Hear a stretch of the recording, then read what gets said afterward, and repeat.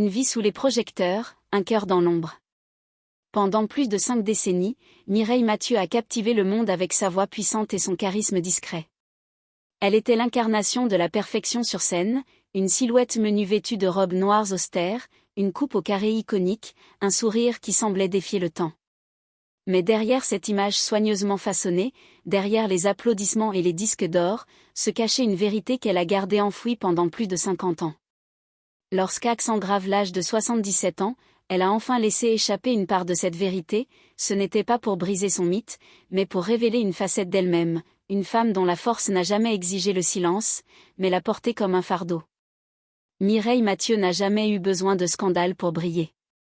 Sa carrière, jalonnée de plus de 100 millions de disques vendus, de concerts devant des rois, des présidents et des foules en liesse, a été bâtie sur une discipline presque monastique. Pourtant, l'histoire de Mireille n'est pas seulement celle d'une voix légendaire, c'est celle d'une femme façonnée par l'adversité, l'amour non dit, et une fidélité à sa musique qui a souvent éclipsé tout le reste. À travers son parcours, elle a montré que la grandeur peut naître du sacrifice, et que l'amour, même s'il reste dans l'ombre, peut être d'une intensité bouleversante. Une enfance dans l'adversité. Mireille Mathieu est née le 22 juillet 1946 à Avignon, dans une famille modeste où l'amour était abondant, mais les ressources rares. 14e enfant d'une fratrie de 14, elle grandit dans une maison exiguë, où les murs semblaient vibrer de la foi et de la résilience de ses parents. Son père, Roger, était tailleur de pierre, un métier rude qui le voyait travailler sous le soleil brûlant ou dans le froid mordant, à proximité du cimetière Saint-Véran. Chaque coup de burin était un effort pour nourrir sa famille. Sa mère, Marcelle, avait fui Dunkerque pendant la guerre, apportant avec elle un courage discret mais inébranlable. Ensemble, ils ont élevé leurs enfants dans un mélange de dévotion religieuse et d'épuisement quotidien, où les rêves semblaient un luxe réservé à d'autres. Les premiers souvenirs de Mireille ne sont pas ceux d'une enfance insouciante. Ils sont faits du bruit des outils de son père, du chant des cantiques qu'il fredonnait pour apaiser ses douleurs articulaires, et des moments volés où elle trouvait refuge dans la musique. À 4 ans, elle chanta pour la première fois en public, lors de la messe de minuit à l'église d'Avignon. Sa voix, déjà claire et puissante, fit taire l'assemblée. Le prêtre, ému, lui offrit une sucette en guise de récompense. Ce n'était pas la douceur du bonbon qui marqua Mireille, mais le silence qu'elle avait provoqué, un silence qui semblait dire « Tu es entendu ». Ce moment devint une pierre angulaire de sa vie, le premier où elle comprit que sa voix pouvait transcender son monde. L'école, en revanche, fut une épreuve. Atteinte de dyslexie, Mireille peinait à suivre les cours. Elle redoubla une classe et subit les moqueries de ses camarades.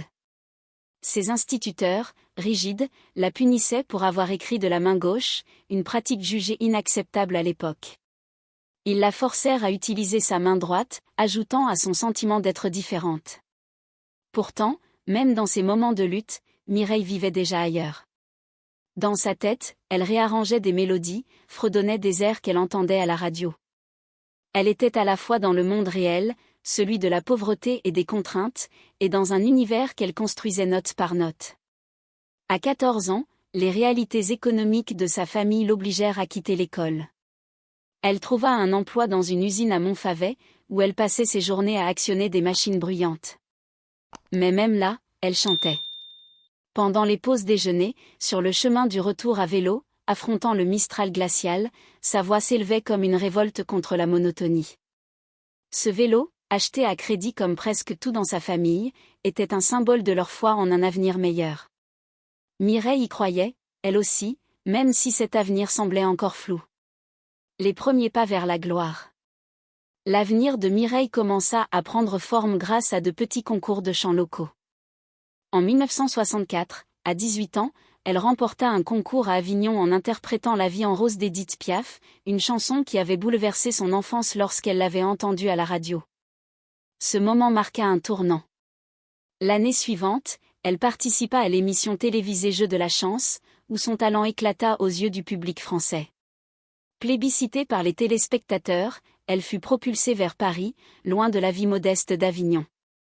Mais même à Paris, Mireille restait sous une surveillance stricte. Sa tante, puis sa sœur Monique, veillaient sur elle, imposant une discipline quasi militaire. Pas de fête, pas de scandale, pas de confidence. Avec sa silhouette menue, mesurant à peine 1,50 m, sa coupe au carré devenue emblématique et ses robes noires sobres, Mireille devint la « demoiselle d'Avignon », une jeune femme du Sud qui chantait comme une légende tout en vivant avec l'austérité d'une religieuse. Cette image, soigneusement construite, masquait une vérité plus complexe. Mireille n'était pas seulement dévouée à son art, elle était prisonnière d'un rôle qu'elle avait accepté de jouer. Johnny Stark, l'architecte de la légende. En 1965, peu après son succès télévisé, Mireille rencontra Johnny Stark, un impresario légendaire surnommé « l'Américain », pour son style flamboyant et son éthique de travail implacable. Stark n'était pas seulement un manager, il était un visionnaire capable de transformer un talent brut en une icône mondiale. Lorsqu'il vit Mireille, il ne vit pas seulement une voix exceptionnelle, mais une discipline et une détermination forgées dans l'adversité. Il lui fit une promesse: « Travaille avec moi, et je ferai de toi une grande artiste. » Mais ce ne sera pas facile. Mireille accepta, non pas par ambition dévorante, mais parce qu'elle reconnaissait en Stark une autorité familière, celle d'un guide qui comprenait sa soif de perfection. Ce qui suivit fut une collaboration intense, presque symbiotique. Stark contrôlait chaque aspect de sa carrière, les chansons, les tenues, l'image publique. Il façonna la coupe au carré, symbole de simplicité dans une époque de flamboyance, et imposa une rigueur absolue. Pas de scandale, pas de distraction, juste l'art. Mais cette relation dépassait le cadre professionnel. Stark devint son confident, son protecteur, une figure centrale dans sa vie. Pendant plus de 20 ans, ils parcoururent le monde ensemble, de l'Olympia à Paris aux scènes de Moscou, Tokyo et Las Vegas. Stark était toujours là, au premier rang, tandis que Mireille chantait juste hors de sa portée. Leur lien était indéfinissable, brouillant les frontières entre mentorat, amitié et quelque chose de plus profond. Les rumeurs circulaient, étaient-ils amants? Était-il son grand amour? Mireille ne confirma jamais, mais elle ne démentit jamais non plus. Lorsqu'on l'interrogeait, elle répondait par un sourire énigmatique, laissant planer le mystère. Johnny vivait pour moi, et je chantais pour lui, disait-elle. Ces mots, simples en apparence, portaient une vérité plus lourde. Le prix du silence. La mort soudaine de Johnny Stark en 1989, d'une crise cardiaque, brisa quelque chose en Mireille. Elle se mura dans le silence pendant plusieurs jours, incapable de parler. Lorsqu'elle retrouva enfin la parole, sa voix tremblait: « J'ai perdu ma moitié. » Ces mots, prononcés avec une douleur contenue, révélèrent l'ampleur de leur lien. Sans Stark, Mireille sembla perdre une part d'elle-même. Elle continua sa carrière, les spectacles, les tournées, les albums parce qu'elle était Mireille Mathieu, celle qui ne ratait jamais une note, qui ne trébuchait jamais. Mais en privé, ses proches remarquèrent un vide nouveau, un silence qui n'était plus seulement celui du deuil. Sa sœur Matité emménagea avec elle à Neuilly-sur-Seine, et sa sœur Monique prit le rôle de manager.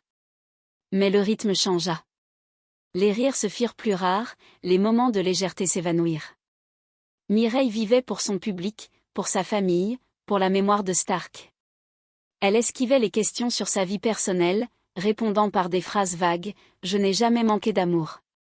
J'ai mon public, ma famille. » Mais derrière ces mots, on devinait une solitude qu'elle refusait de nommer.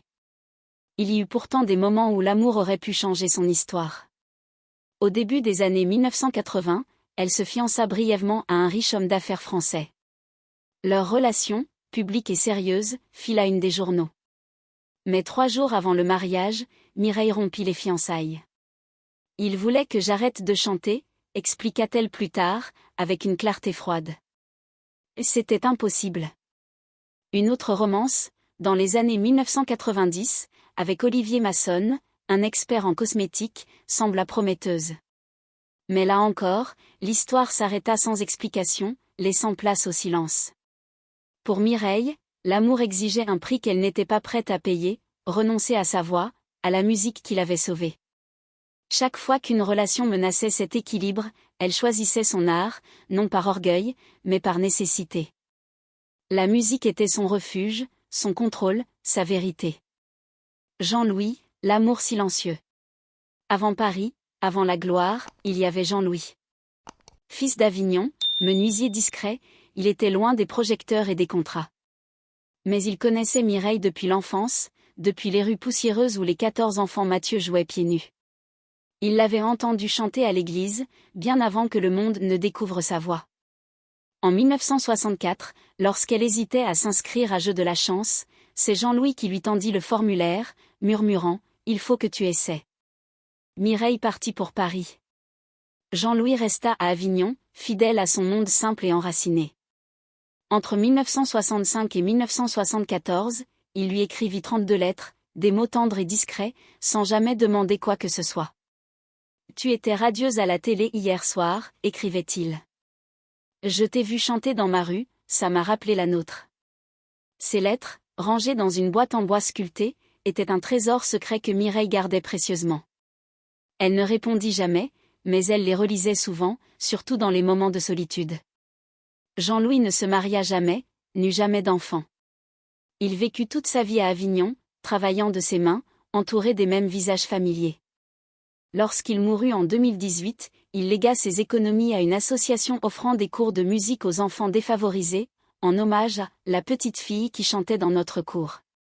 Ce geste, discret comme tout ce qu'il était, toucha profondément Mireille. Le figuier en fleurs, une vérité révélée. En juillet 2025, lors d'un concert en plein air dans les arènes de Nîmes, Mireille Mathieu livra un moment qui marqua les esprits. Après avoir interprété 1000 colombes, elle s'interrompit, visiblement émue. Sa main tremblait lorsqu'elle reprit le micro. « Ce soir, je veux chanter une chanson qui n'a jamais été enregistrée », déclara-t-elle.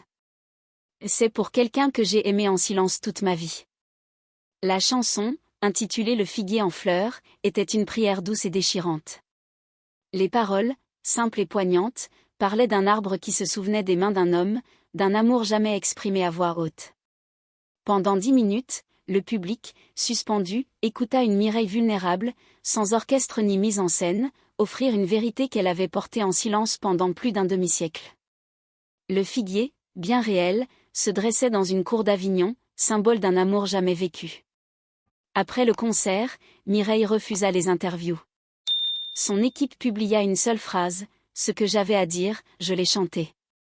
La chanson se répandit rapidement sur Internet, touchant des millions de personnes. Des reprises virent le jour, mais aucune ne capturait la douleur brute de l'original. Quelques semaines plus tard, Mireille retourna discrètement à Avignon.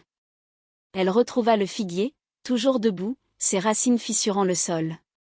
Elle préleva une bouture qu'elle planta dans un pot, aujourd'hui posé près d'une fenêtre dans sa maison de Neuilly-sur-Seine, à côté de la boîte contenant les lettres de Jean-Louis. Un héritage vivant. En 2025, alors que Mireille approchait ses 80 ans, la France se préparait à célébrer une de ses plus grandes icônes. Mais son geste le plus marquant ne fut pas une nouvelle tournée ou un nouvel album. Ce fut l'acceptation d'un projet à Avignon, un espace dédié à sa vie, non seulement comme artiste, mais comme symbole de persévérance. À sa demande, cet espace inclura un jardin où seront plantés des descendants du figuier. L'espace Mireille Mathieu, prévu pour ouvrir en juillet 2026, sera plus qu'un musée.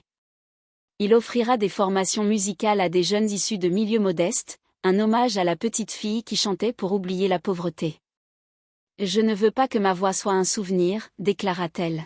« Je veux qu'elle soit un passage. » Ces mots résument son héritage, une vie dédiée à la musique, mais aussi à ceux qui, comme elle, ont dû se battre pour être entendus. Réflexion, un amour peut-il être vrai, même s'il n'est jamais pleinement vécu? La question posée à la fin de votre texte touche au cœur de l'histoire de Mireille Mathieu. Un amour non vécu, comme celui qu'elle a porté pour Jean-Louis, peut-il être considéré comme vrai? La réponse, à mon sens, est un oui retentissant. L'amour, dans sa forme la plus pure, ne se mesure pas à sa concrétisation physique ou à des engagements formels. Il réside dans les émotions qu'il suscite, les souvenirs qu'il laisse, et la manière dont il façonne une vie. L'amour de Mireille pour Jean-Louis, bien que jamais exprimé à voix haute, a été une constante dans son existence. Les 32 lettres, le figuier, la chanson qu'elle a offerte au monde à 77 ans, tout cela témoigne d'un sentiment profond, d'une vérité qu'elle a portée en silence. Cet amour, discret et non réciproque dans le sens classique, était vrai parce qu'il était sincère. Il ne demandait rien, ne revendiquait rien, mais il donnait du sens à ses moments de solitude. Jean-Louis, de son côté, a aimé Mireille en la laissant partir, en respectant son besoin de chanter, en lui offrant un soutien inconditionnel à travers ses lettres. Cet amour, bien que non vécu au sens conventionnel, a laissé une empreinte indélébile. Mireille Mathieu nous rappelle que l'amour peut exister dans les silences, dans les sacrifices, dans les choix douloureux. Elle a choisi sa voie, non par égoïsme, mais parce que c'était sa vérité. Et pourtant, elle a aimé Jean-Louis, Johnny Stark, son public, sa famille d'une manière qui transcende les définitions traditionnelles. Son histoire est une ode à la résilience, à la beauté des choses non dites et à la vérité fragile d'un amour qui, même s'il n'a jamais fleuri pleinement, a continué de pousser, comme un figuier dans une cour d'Avignon.